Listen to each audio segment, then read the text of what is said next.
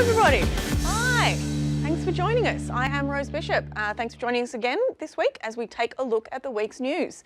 And what a week it has been. First up, the Queen's birthday has just passed and the annual tradition of distributing Order of Australia awards has happened once again. And among the recipients this year was a professor who advocates for sex with robots, who also recently ran as a candidate for Fraser Anning's far-right micro-party at the May election, and who looks like he definitely just finished doing something he shouldn't talk about in polite company. It's Adrian Chock.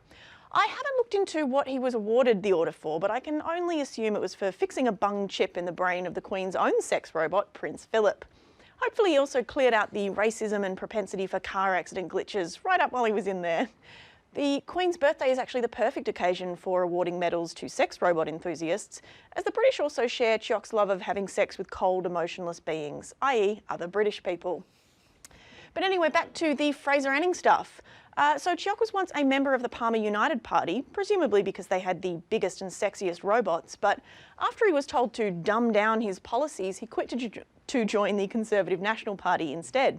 That is, of course, the party of Fraser Anning, a man who dropped the phrase final solution in his maiden speech in Parliament. I mean, I didn't think they got any dumber than that, but I guess as a far-right party, the Conservative National Party will need someone who can crush the skulls of its enemies underfoot, but at night has a gentle touch. A Schwarzenegger in the streets, but a lady Terminator in the sheets, if you will. And at least with robots, you know exactly where they were manufactured. I mean, there'll be no concerns with Section 44 when it comes to Anning's squad of killbots. They'll all have the Made in Australia seal of approval.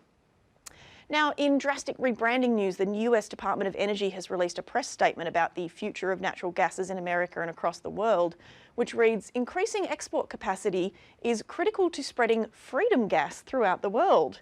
That's right, they're calling it freedom gas. Here are some other energy rebrandings we can expect from the Trump administration.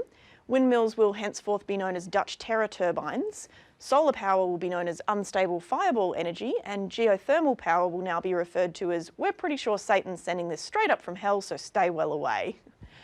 Speaking of rebrandings, here's one closer to home. The Coalition has moved to rebrand the Department of Human Services by renaming it Services Australia.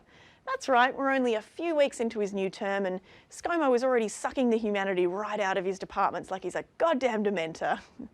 Given the desperate state of Newstart, which hasn't seen an increase in real terms since 1994, and which has literally driven people to homelessness and suicide with their incorrectly calculated robo-debts, this move seems pretty on brand. No doubt Services Australia will look to roll out new names for their current benefits too, just to make the more affluent and privileged really want to shit on the disadvantaged. For example, Newstart could be renamed Bludgebucks, and you could access via the I'm only poor because I'm not trying hard enough portal. Since government departments are looking to rebrand, we thought maybe we'd help with a new logo for Centrelink if they wish to use it. It's much like the old logo, except this one more closely represents the puckered asshole of many Australians attempting to deal with the department. Now on to the American president and the man who launched 1,000 arts projects. Donald Trump has recently finished up a visit to England where he did a lot of things, including an appearance on Good Morning Britain with controversial morning show host Piers Morgan. During the interview, he dropped this gem. So do you personally believe in climate change? I believe that there's a change in weather, and I think it changes both ways. There we go. Just had to play the clip so you could see that for yourself. Now, we here at The Leak have spent a long time trying to figure out exactly what he meant by that, and while I appreciate that trying to make sense of Trump's statements is a task that even Alan Turing would struggle with, we think we have it. So he says climate change goes both ways, which I assume just means that the temperature goes up, the regulations go down, and here we stay in the middle, rotating like a sad pig on a spit. Simple. He then went on to proclaim, Don't forget, it used to be called global warming. That wasn't working. Then it was called climate change. Now it's actually called extreme weather. There we go. So he thinks we should rebrand climate change as extreme weather, rather than actually acknowledging that extreme weather is a result of climate change.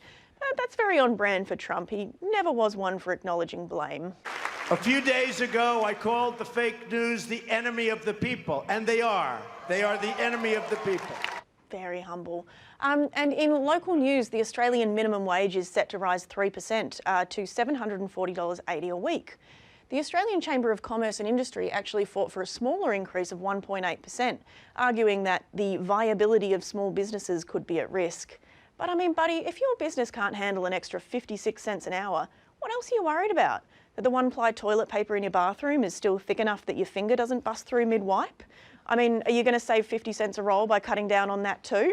Just pay your wage slaves their extra 3% and shush, or I will sick Karl Marx's ghost on you and he will punch you right in your means of production. And finally, in climate change news, a recent report has claimed that it's likely that human civilization will completely collapse by the year 2050 due to scarcity of food and water, rising sea levels and mass human migration caused, of course, by climate change. The report does claim, though, that forward-thinking leadership prioritising difficult long-term energy and waste strategies over propping up a dying coal industry could prevent this from happening. So, in other words, so long suckers, we're toast. Now, I've run the numbers and it turns out that 2050 is almost bang on the year that I'll become eligible for an aged pension, thus being able to retire from full-time work. So the news of our imminent demise has hit me particularly hard. I mean, I can just see it on a novelty t-shirt as a fun slogan. I went to work for 40 years and all I got was this lousy climate apocalypse. So yeah, I'm pretty upset that I'm stuck in the slow death spiral of our planet and it wasn't even my fault. I mean, a lot of people my age are. But I've been trying to put aside my pesky emotions and focus on what really matters in this situation. What do the baby boomers think? After all, they did a whole lot to create this mess and they aren't going to live long enough to suffer the consequences, but they still make up the bulk of our government and own pretty much all of our media, so we still have to listen to their opinions much more than we'd like to, which is to say, at all. So do you reckon the boomers feel bad that the world's going to end before I get time to take a really slow caravan trip around Australia? Of course they don't. Because I'm a millennial, and according to boomers, it's so typical of my generation to make this whole thing about me. Classic entitled millennials, always wanting our safe spaces and our participation trophies and our breathable air. But if we're such a weak, self-involved generation, as they say, I mean, surely we'll immediately wilt under the pressure of a total societal collapse, right? I'd actually argue no.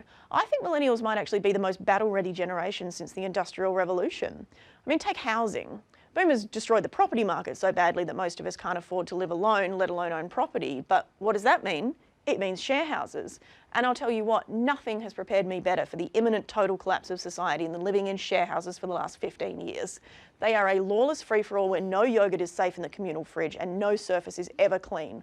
Not to mention, with the price of housing what it is, the best most of us can afford is a cramped room in a house that's drafty and cold in winter and boiling hot in summer and riddled with black mould.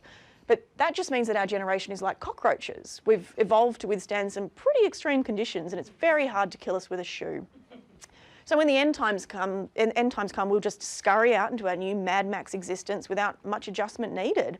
I mean, after years of choking down rage over no one else ever taking the bloody bins out, I've got enough rage saved up to happily murder someone for a tin of beans in a post-apocalyptic hellscape a few decades from now.